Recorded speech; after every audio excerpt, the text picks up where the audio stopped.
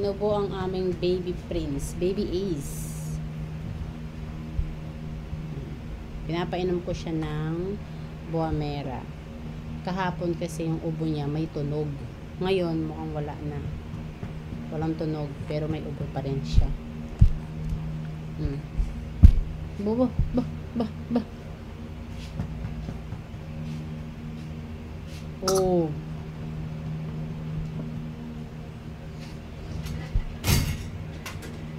Simula nung ano siguro siya, tinurukan nung Miyerkules para daw sa pneumonia at missing ba yun?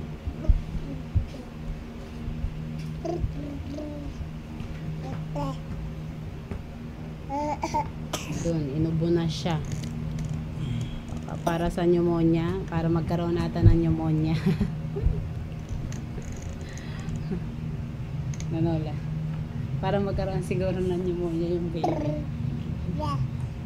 Kasi no Miyerkules, yung pinaturukan namin siya, sabi hindi daw siya lalagnatin. Kaya di kami binigyan ng paracetamol. Kasi binibigyan nila yung paracetamol ng libre para sa mga lalagnatin after ng turok. Kaso, nagkaroon siya ng sinat ng Miyerkules ng gabi hanggang Huwebes. Yun, Huwebes ng umaga. So, nawala din yun pagkahapon. Tapos ngayon, meron siyang sipon. Nag-start yung sipon niya kagabi lang. Tapos, bigla na siyang inubo. May tunog pa nga yung ubo niya. O, tingnan, may sipon siya, o. O, ayan, o. Ang sipon, ayan. Ay, sipon, o. Ayan, o, sipon. Wawa naman ang bata. Wow, may sipon. Tingin. Ayan, o, may sipon. Puno sipon.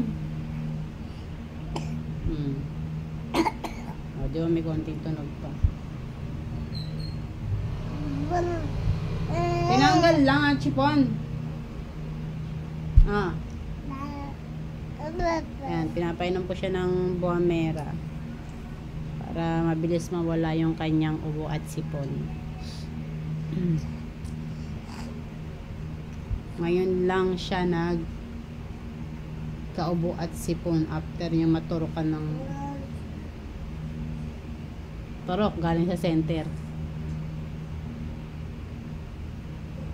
Para daw sa pneumonia, baka para bigyan ng pneumonia to.